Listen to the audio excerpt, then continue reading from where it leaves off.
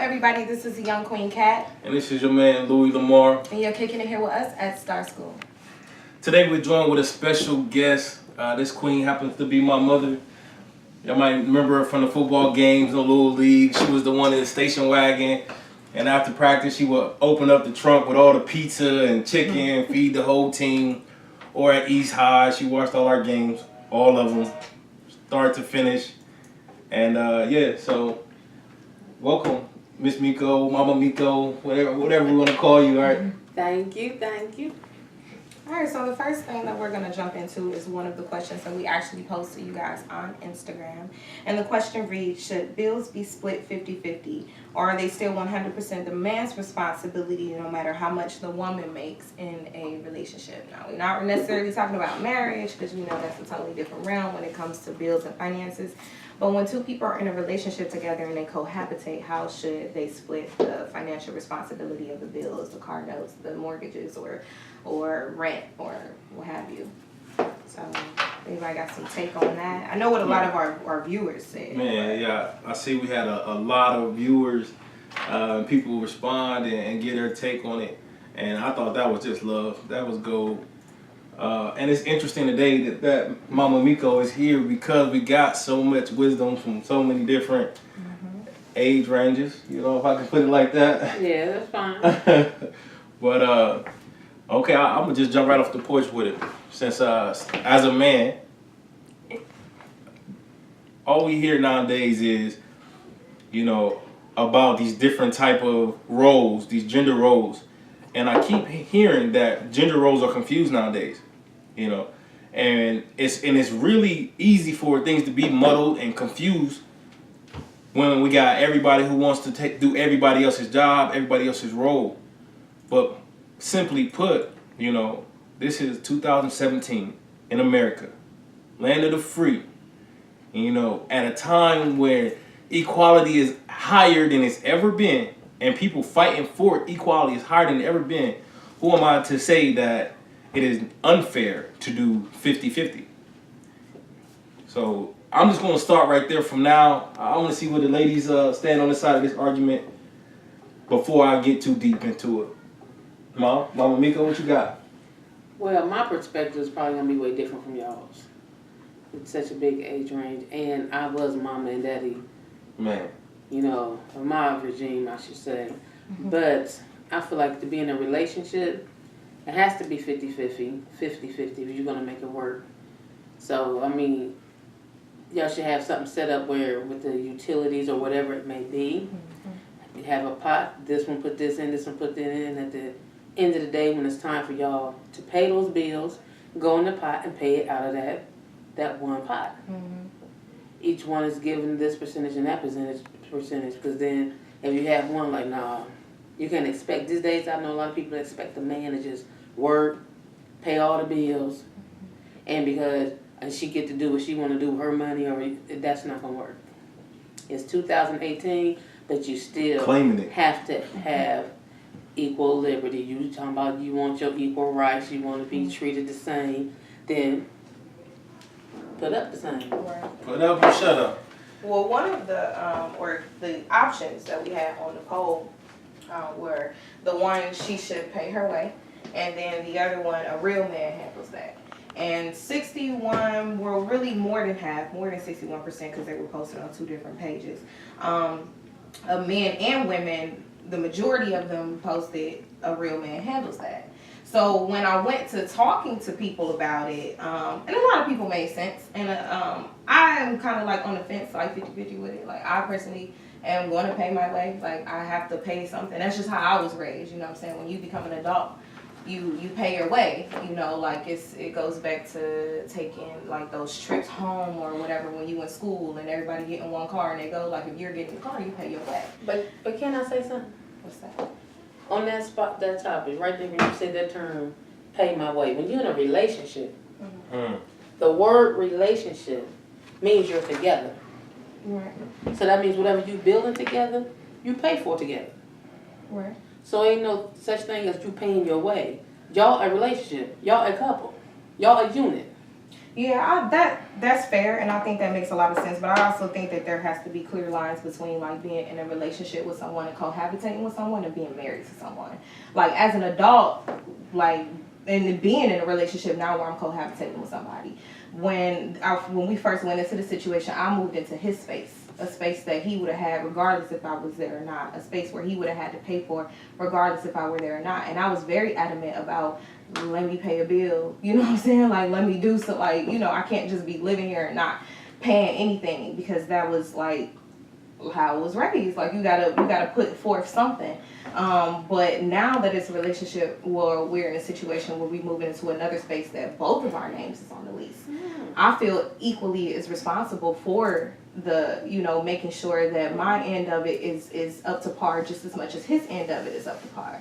So with paying your way, like I probably just conditioning, you know, I've been on my own longer than I've been cohabitating with anybody. So I feel like, you know, as an adult person, I have to make sure that, you know, I'm taken care of, and he's taken care of too. But I have to make sure that I'm taken care of so that I can do anything for him or anybody else.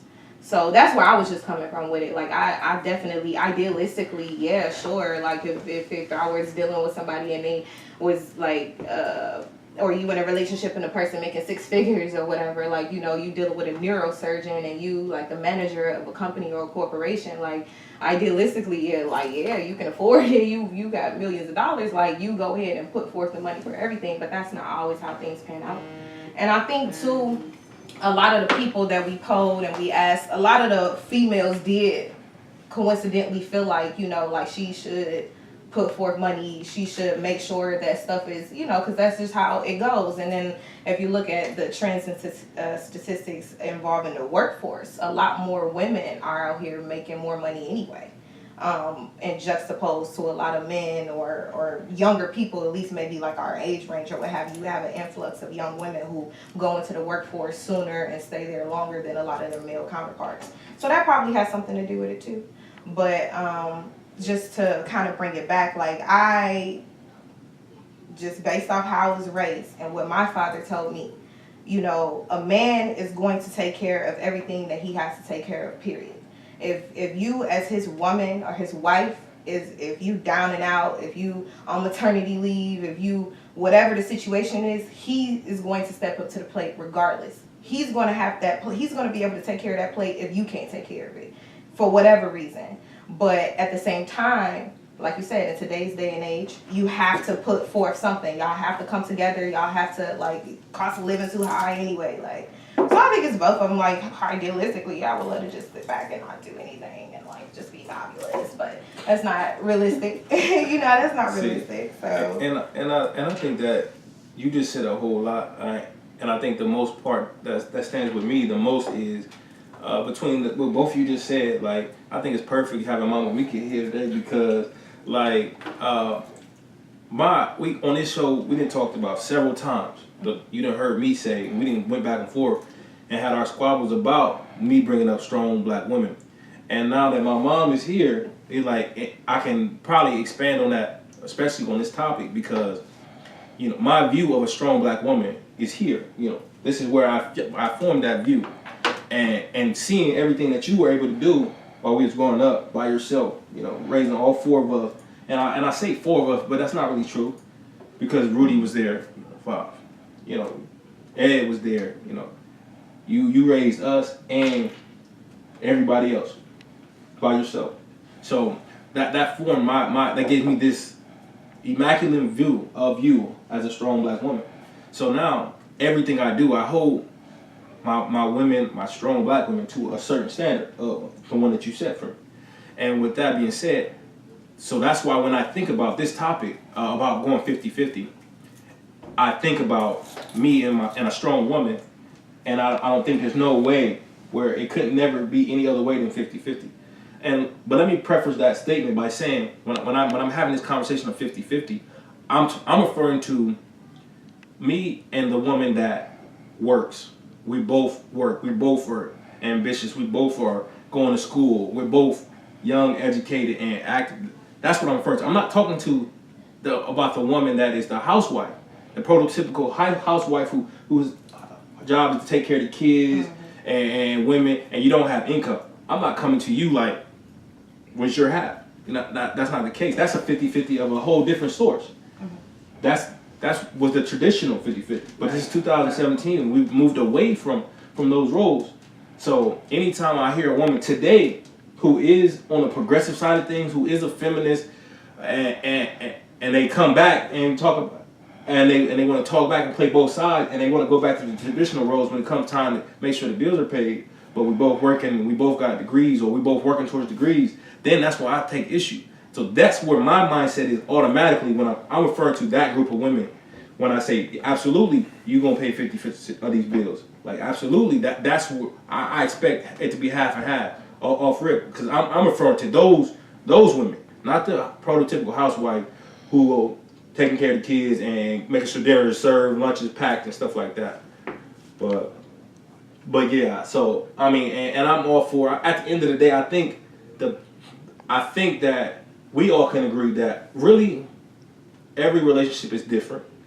And whatever those two people agree on, whatever they agree is a goal for their relationship, is a goal for their relationship. Whatever works for them at the end of the day. So if that's the traditional rules of me bringing home the bread and you cooking the bacon, obviously we ain't eat bacon, but if that's what it is, then that's what it, and that works for us, great. But if not, then whatever. But get that 50-50, fellas. Right. But all right, so I think we can go ahead and roll to our next topic. Unless somebody else got something you want to get out there. Well, no, what I want to do, though, is kind of acknowledge some of the people who did have things to say. Maybe we can chime off of some of the things that they,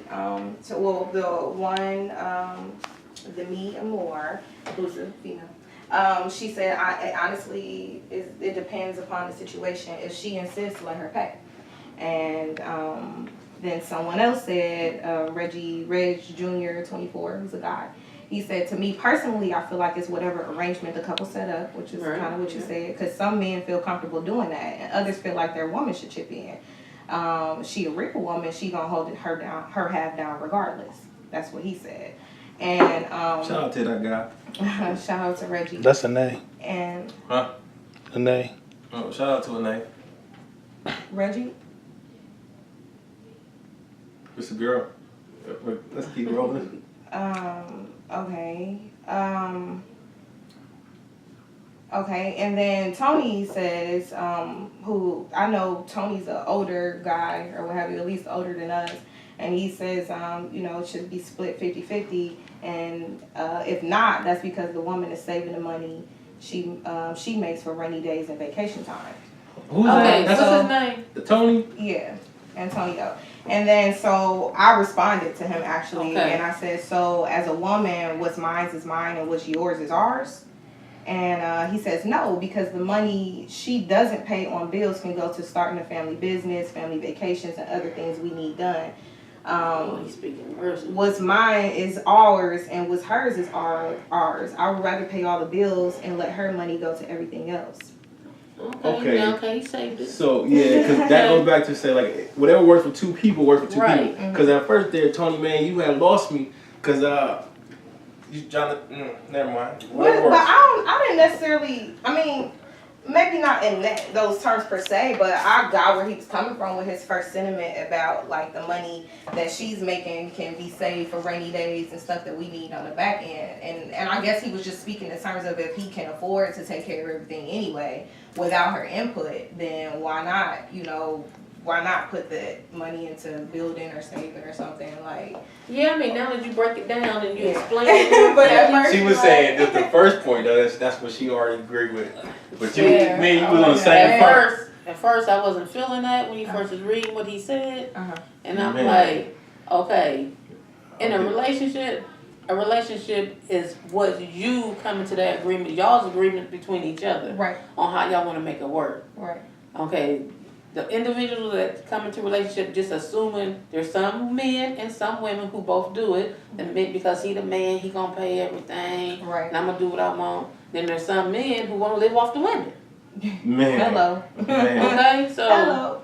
We ain't for none of So that. I see. Okay. You see what I'm saying? Yeah, So yeah. I'm like, when you come into a relationship, it doesn't matter. Going back to one of the comments you made when you were speaking about a relationship and a situation and marriage, how those three things are different.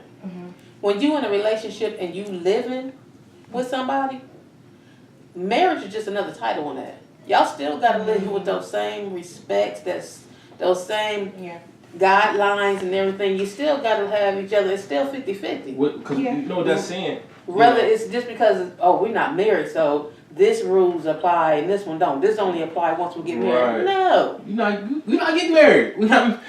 Like they said, the old saying is, you dress for the job you want, not the job you have.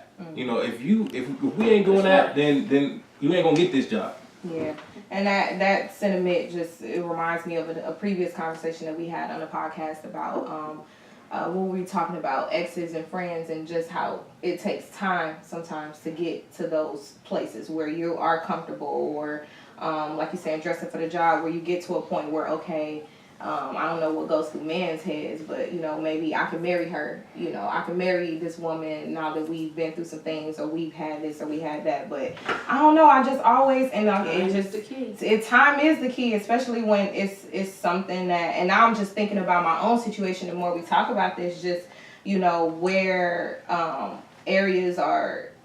We learn maybe areas need to be improved and things like that. And I'm just thinking I just all this time I've been so used to just taking care of myself and making sure that I'm not out poor on the street doing things I shouldn't be doing for no money. So regardless if I'm with a man or not, I have to make sure that I still keep that. And that if anything, God forbid, were to go wrong with maybe if he's took a flight somewhere and he got stuck somewhere and the rent is due and I can't get the money and am I gonna be able to show up? Am I gonna be able to make the call and make? We come back to that 50-50 Yeah, pot. right, exactly. The pot is there sometimes. I wholeheartedly Y'all just agree. dip into that pot and handle what needs to be handled. You need a joint. And that's the beautiful thing about where we are today, 2017, about to be 2018. How the strength of both people, and the strength and the flexibility of both of us being able to go get it and make sure we got what we need. Let's knock that one out. Next, we're going to dive right into the power of speaking things into existence and how that's done. I think this is an underestimated thing in our community that I don't think everybody is fully conscious of. Like, what you say you're going to do, and what you say you are, what you say your kids are, what you say your siblings are, that is huge. And so if you telling your son that he a bastard and he ain't gonna never be nothing, he just like his daddy, well, he probably gonna be just like his daddy. If you telling yourself, if you're sitting there and you telling yourself like, dang man, I'm stupid, I'm nothing, I'm useless, I'm never gonna be able to be like my brother, I'm never gonna be able to graduate high school, whatever, like that, those type of things, that little bit of negativity that you pour into yourself, that you're releasing into the atmosphere, that little bit of negativity is enough to allow you to keep being nothing, to allow you to not reach your destiny. Like, I think that the sentiment of speaking things into existence reminds me of a documentary that I saw. I think I was like a senior in high school, maybe a freshman in college. My dad passed it on to me. It was called The Secret, and it was based off of a book. And it was about the secret to success, and they had all these successful men and women on there talking about how they got to where they were and what was the secret. And the secret itself was literally the law of attraction. And speaking things into existence, it goes hand in hand, obviously, with the law of attraction. What you think and what you speak and the things that you put out there is what you'll get back to you. And they had people on this documentary. This one guy in particular, I remember the story. He had a house. It was a house that he wanted, and he made like this vision board or whatever. And it was a house. He cut the picture out of a magazine, and he put the picture on this vision board or whatever in his office. He saw it every day. It just, for a few years, it just was there. It was just part of decorations. He saw it every day. And as time went on, he put the picture away. They moved or whatever. He became successful. Things happened in his life. Fast forward a little bit of time, and he ends up literally moving into this house. whether it was exactly this home or one that was really like it, as far as how big it was, how many bedrooms or whatever it had. And he was going through his things in his new house, now this big home that he had always wanted. He had ingrained this vision in his head for all these years, all this time. And everything that happened subsequently led up to him getting this house. So he's going through all of his things. And he comes upon his old vision board with this house, and he's like, he blew his own mind, because it's like, wait a minute. You know, I wrote this in my destiny for me for 5-6 years ago, and now here I am living out my dreams. He was able to attract that one specific thing that he really wanted by putting it in front of himself, speaking on it, working towards it, because that's what the law of attraction. And I just think it's important, like you said, like the things that you put out there, the words that you speak. It's very important. I mean, that's a powerful title that y'all chose to speak on. Mm-hmm. So I'm gonna make it real quick because I know we don't have much time. But it goes back to how I raised my kids. I used to always tell my kids, and they didn't understand it then, I used to always tell them, you're not a follower, you're going to be a leader. When I catch them out there in the street because they follow their friends, they come home, I would make them stand there and you're not what? What am I raising? Mm-hmm. I'm raising leaders, not followers. And I told them this, they had to say this. Because and put it in their head. Right. Like I tell them, followers get led astray. Right. Lost, hurt. Mm-hmm. Leaders don't. Leaders follow their own path. Mm-hmm. Speak their own mind. You don't run behind nobody. So speaking things into existence. And he's sitting here today's proof. Rudy's proof. Mm-hmm. I can't think of not one of my kids that's not a leader today. Right. So speaking into existence, instill into your kids a positive message on a regular basis. Mm-hmm. You get mad at your kids, you want to say all kind of crazy stuff. No. Mm-hmm. Make them recite positive stuff. Learning from my mistakes, so I make sure I drill the positive stuff in them. Right. I figured maybe the Almighty blessed me with all sons because I had the bad ones out there, their daddies, to show me how to raise them on the right path. Yeah. So, absolutely. And another example, with Mama Miko is like, well, I remember being a little kid where we would go straight to school, and you would go straight to the community college and get your GED. While we was at school, you was at school, and you were saying every day, I'm gonna graduate. I'm gonna get my degree. We graduated high school, we went off to college.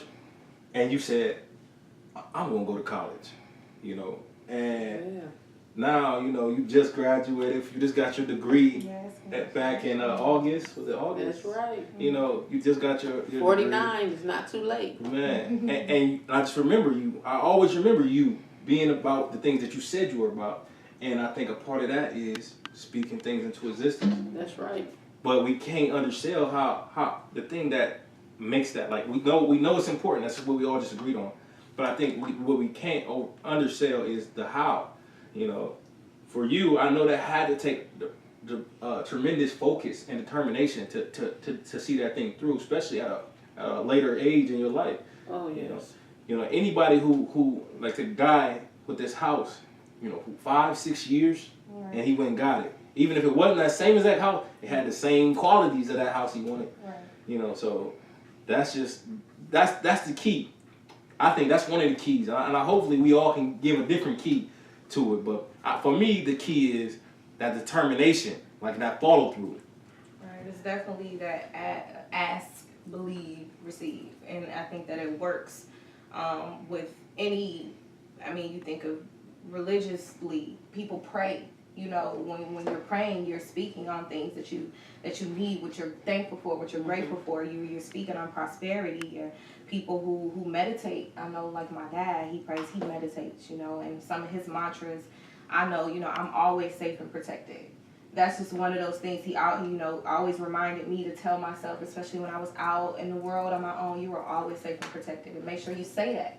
And you know that and you believe that. And all of this time, I've been safe and I've been protected. So it's if you put it out there, even if you from a spiritual, however you believe, because it translates, it translates into whatever your thought of belief is or your way of thinking. If you put it out there in the world, you'll definitely get it back. Right, So, right. and is that all we have then today? Oh, that reminds me of this concept that ties in this that we teach, that me and Rudy we teach while we're in school and on our motivational side of the house, which is our ICE concept. Imagine, conquer, elevate. And that is basically the epitome of speaking something into existence and going to get it.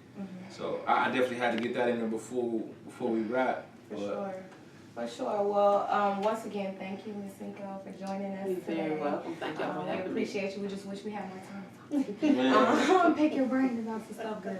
And we want to thank everybody else for joining in, for kind of hitting us up on Instagram, on Facebook, chiming in with our posts and our polls. And we'll be back with you guys very, very soon with another one. You're kicking in here with us at Star. You say you down, but would you down to give your life for me? If I was fucked up on my ass, would you provide for me? I'm a nigga with a bag, but that's unlikely. But I just gotta see, shorty